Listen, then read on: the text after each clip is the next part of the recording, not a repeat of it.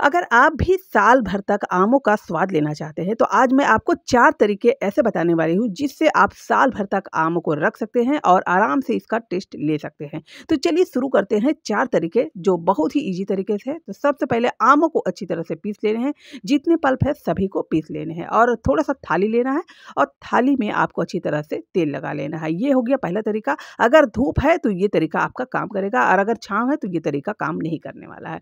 तो इसे थालियों में अच्छी तरह से आपको बिछा देने हैं और इसे लगातार आपको 3 से 4 दिन अच्छी तरह से सुखा देने पड़ेंगे और 3 से 4 दिन अच्छी तरह से सूखने के बाद इसके आपको क्या करना है, अच्छी तरह से पपड़ी जैसी बन जाएगी, जैसे पापड़ होते हैं ना, बस उसी तरह ये बन जाएगी। उसे आपको क्या करना है, अच्छी तरह से तोड़ लेना है और मिक्सर में अच्छी तरह से घुमा के इसका पाउडर बना लेना है। बहुत ही ईज़ी तरीका है अगर धूप है तो। अब चलिए दूसरा तरीका मैं बता रही हूँ। तो दूसरे तरीके के लिए भी मैं आम का पल्प यूज़ करने वाली हूँ और इसे क्या करने वाली हूँ, मैं बनाने वाली हूँ शरबत। तो शरबत को भी आप चाहे तो 6 महीने के लिए स्टोर कर सकते हैं।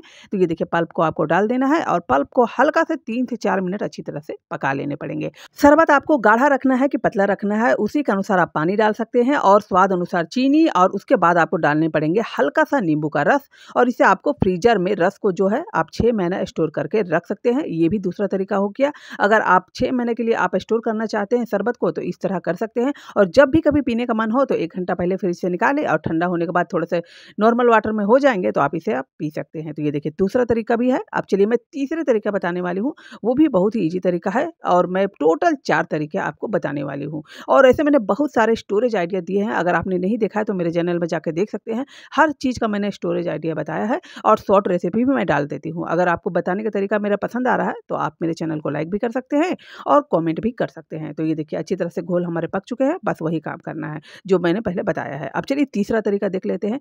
जब भी अगर आपको साल भर के लिए आम को रखना है तो क्या हो जाता है, एक ही बार आप बड़े डब्बे में नहीं रख सकते। जैसे मैं रखी हूँ ना, ये आप नहीं कर सकते हैं क्योंकि अगर इस तरीके से आप रखेंगे तो क्या हो जाएंगे, काले पड़ जाएंगे या फिर गंद आ जाएंगे। तो आपको क्या करना है, छोटे-छोटे ये देखिए पाउच वाले पन्नी लेने हैं आपको और देख सकते हैं जिप लॉक बैग है और जितना आपको रखना है इससे क्या हो जाएंगे 6 महीने आपके जो आम के पल्प है आराम से स्टोर कर सकते हैं।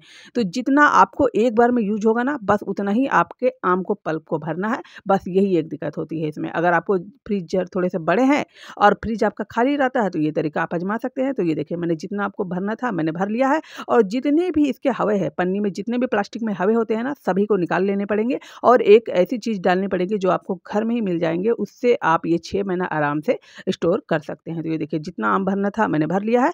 अब मैं डालने वाली हूँ इसमें चीनी। जी हाँ दोस्तों, चीनी आपके पके हुए आम को बिल्कुल ही खराब नहीं होने देगा और ये लंबे समय तक आप इसे स्टोर करके रख सकते हैं। लेकिन एक ही शर्त होता है कि जब भी आपको निकालना हो पूरा टोटल पाउच निकाल सकते हैं और आप इसे कुछ भी बना सकते हैं। तो ये देखिए तीसरा तरीका हो गया। अगर ये भी तरीका आपको पसंद आता है और ये बहुत ही शॉर्टकट तरीका है, आपको इसमें क्या हो जाएँगे, कोई भी दिक्कत नहीं होगी। आपको सिर्फ़ पन्नी लाना है, ये प्लास्टिक लाने हैं और आराम से इसे खाली करके आपको पैक करके फ्रीज़र में रख देना है। ये देखिए, ये तीसरा तरीका हो गया। अब चलिए चौथे वाले तरीके में दिखा देती हूँ आपको। इससे आपको साल भर तक आप आराम से आप आम को स्टोर कर सकते हैं। तो वो भी तरीका अब चलिए मैं दिखाने वाली हूँ। तो उसमें अगर आपके पास छोटे-छोटे डब्बे हैं ना, तो डब्बे में भी इसे आराम से भर के आप फ्रिज में रख सकते हैं। ये देखिए फ्रीज़र में ही रखना पड़ेगा और जब भी आपको टाइम मिले तो ये अच्छी तरह से आपको जब भी निकालने का मन हो, बनाने का मन हो, तो 2 से 3 घंटा पहले निकाल लीजिए। अच्छी तरह से ये पिघल जाएँगे, उसके बाद आप इसे यूज़ कर सकते हैं। तो ये हो गया तीसरा तरीका। अब चलिए चौथे वाले तरीके देख लेते हैं। तो इसके लिए सबसे पहले आपको लेनी है एक कढ़ाई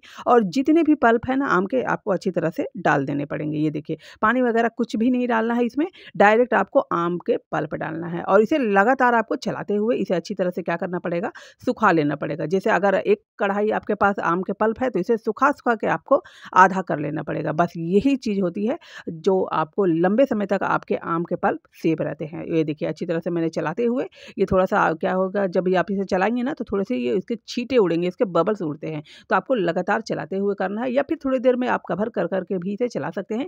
एक साइड खाना बना सकते हैं और इसे आप कवर करके भी बना सकते हैं। तो ये देखिए अच्छी तरह से मैंने चला के इसे आपको लगभग आधा कर लिया है और ये देखिए मैं आधा कर चुकी हूँ। उसके बाद क्या करना है, अच्छी तरह से आपको इसे ठंडा होने देना है। उसके बाद आपको क्या करना है, टिफ़िन वगैरह या फिर कोई भी पन्नी है तो आप उसमें डाल सकते हैं और उसे आप लंबे समय तक के लिए स्टोर कर सकते हैं। ये देखिए मैंने 6 साल की है ये, मैं उसे दिखा रही हूँ, एक भी खराब नहीं हुए हैं। अब ये साल का भी मैं इसी तरह करने वाली हूँ। तो ये देखिए आई होप ये तरीका आपको काफ़ी पसंद आया होगा। अगर आया है तो एक लाइक अभी कर सकते हैं। तो मिलते हैं फिर से एक अच्छी सी जानकारी के साथ। तो तब तक के लिए बाय बाय।